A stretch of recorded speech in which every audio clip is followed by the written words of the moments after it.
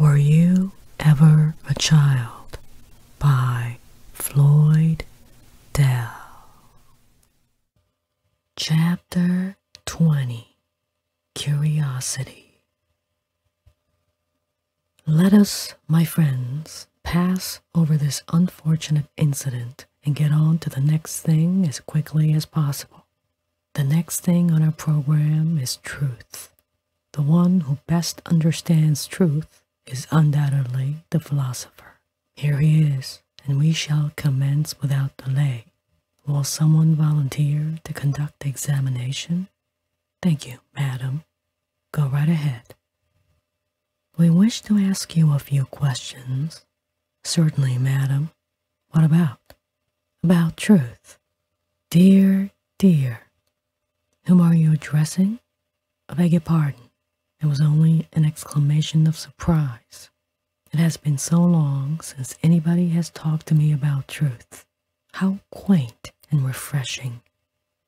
Please do not be frivolous. I am sorry, but really, it is amusing. Tell me, to which school do you belong? No, though I don't see what that has to do with truth. Oh, you mean you're a school teacher? Certainly. Doesn't that suit you? It delights me. I feared at first you might be a Hegelian or even a Platonist. Now that I find you are a pragmatist like myself. Pragmatist? Yes, I have heard of pragmatism. William James. Summer course in philosophy. But why do you think I am a pragmatist? A school teacher must be a pragmatist, madam, or go mad. If you really believe the human brain to be an instrument capable of accurate thinking, your experiences with your pupils and your principal, not to speak of your boards of education, would furnish you a spectacle of human wickedness and folly too horrible to be endured. But you realize that the poor things were never intended to think. That's true. They're doing the best they can, aren't they? They just can't believe anything they don't want to believe. That is to say, man is not primarily a thinking animal. He is a creature of emotion and action. Especially action. They are always in such a hurry to get something done that they really can't stop to think about it. But I'm afraid all this is really beside the point. What we want to know is why the school fails so miserably in its attempt to teach children to think. Perhaps it is in too much of a hurry, but are you sure you really want children to learn to think? Of course we do. The greatest part of life, you know, can be lived without thought. We do not think about where we put our feet as we walk along an accustomed road. We leave that to habit. We do not think about how to eat once we have learned to do it in a mannerly way. The accountant does not think about how to add a column of figures. He has his mind trained to the task. And there is little that cannot be done by the formation of proper habits to the complete elimination of thought. The habits will even take care of the regulation of the emotions. For all practical purposes, don't you agree with me that thinking might be dispensed with? I hardly know whether to take you seriously or not. Can you deny what I say? But life isn't all habit. We must think in order to make decisions. It is not customary. We let our wishes fight it out, and the strongest has its way. But once I knew a man who did think in order to make his decisions. The result was that he always made them too late, and what was worse, the habit grew upon him. He got to thinking about everything he wanted to do with the result that he couldn't do anything. I told him that he'd have to stop thinking, that it wasn't healthy. Finally, he went to a doctor, and sure enough, the doctor told him that it was a well-known disease, a neurosis. Its distinguishing mark was that the patient always saw two courses open to him everywhere he turned, two alternatives, two different ways of doing something, two women between whom he must choose, two different theories of life, and so on to distraction. The reason for it, the doctor said, was that the patient's will, that is to say, the functioning of his emotional wish apparatus, had become deranged, and the burden of decision was being put upon a part of the mind incapable of bearing it, the logical faculty. He cured my friend's neurosis, and now he thinks no more about the practical affairs of life than you or I or anybody else. So, you see, thinking is abnormal, even dangerous. Why do you want to teach children to think? Well, it is rather taken for granted that the object of education is learning to think. But is that true? If it is, why do you teach your children the multiplication table, or the rule that the square of the hypotenuse of a right triangle is equal to the sum of the squares of the other two sides, unless in order to save them the trouble of thinking? By the way, what is the capital of Tennessee? And when did Columbus discover America? Nashville, 1492. Why? You didn't have to stop to think, did you? Your memory has been well trained. But if you will forgive the comparison, so has my dog's been well trained. When I say, Towser, show the lady your tricks, he goes through an elaborate performance that would gladden your heart, for he is an apt pupil. But I don't for a moment imagine that I have taught him to think. Then you don't want children taught the multiplication table? Most certainly I do. And so far as I'm concerned, I would gladly see a great many other shortcuts in mathematics taught, so as to save our weary human brains the trouble of thinking about such things. I am, in fact, one of the honorary vice presidents of the Society for the Elimination of Useless Thinking. I am afraid you are indulging in a jest. I am afraid I am. But if you knew philosophers better, you would realize that it is a habit of ours to jest about serious matters. It is one of our shortcuts to wisdom. Read your Plato and William James again. Delightful humorists, both of them, I assure you. I fear you went to them too soberly and in too much of a hurry. Doubtless your jokes have a historic sanctity, since you say so, but I do not feel that they have advanced our inquiry very much. I abhor myself and repent in dust and ashes. What do you want to know? I want to know, what is the use of thinking? My jest was not in vain.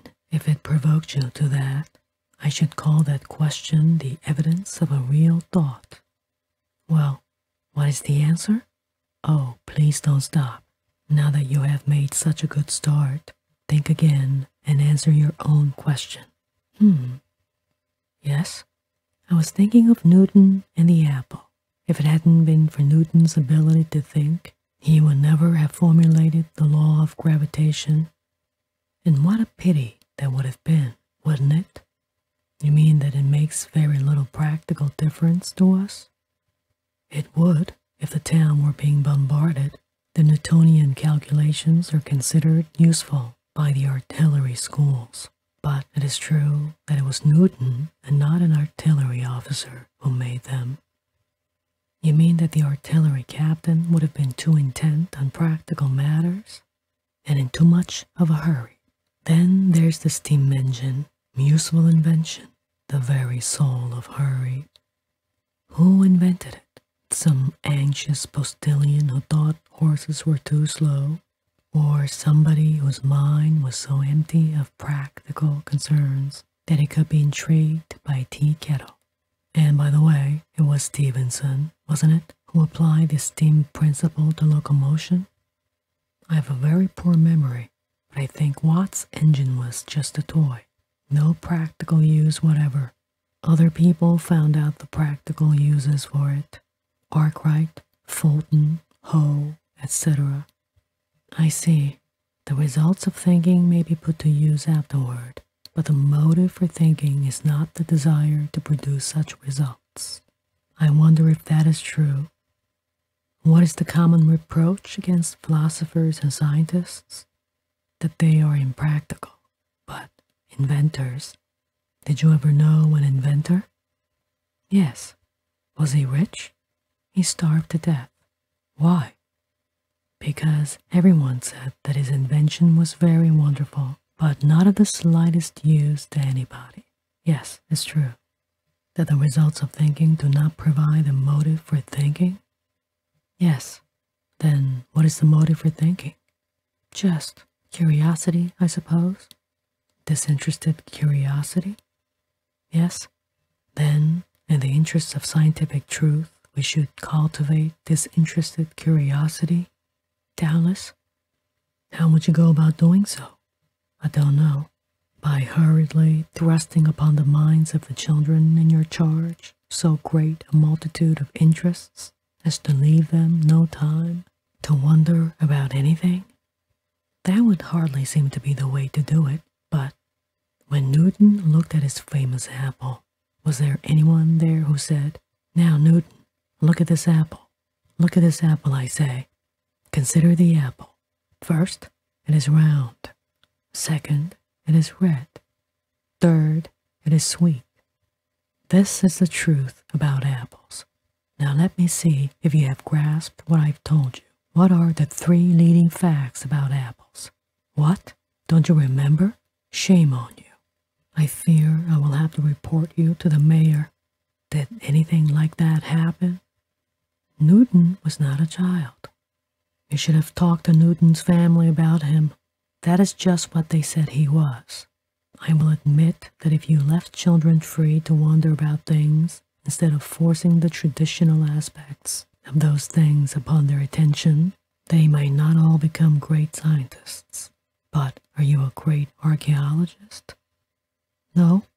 Did you ever go on a personally conducted tour of the ruins of Rome and have the things you were to see and think pointed out to you by a guide? Yes, and I hated it.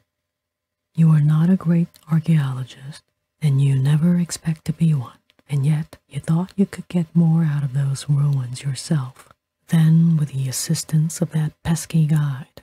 You prefer to be free, to see or not to see, to wonder and ponder and look again or pass by. And don't you think the children in your charge might enjoy their trip a little more if they didn't have to listen to the mechanically unctuous clatter of a guide? If one could only be sure they wouldn't just waste their time. Madam, are you quite sure that you, as a teacher, are not wasting your time? You make me wonder whether that may not be possible. But sheer idleness. Was Newton busy when he lay down under that tree? Did he have an appointment with the apple? Did he say he would give it 10 minutes and come again next day if it seemed worthwhile?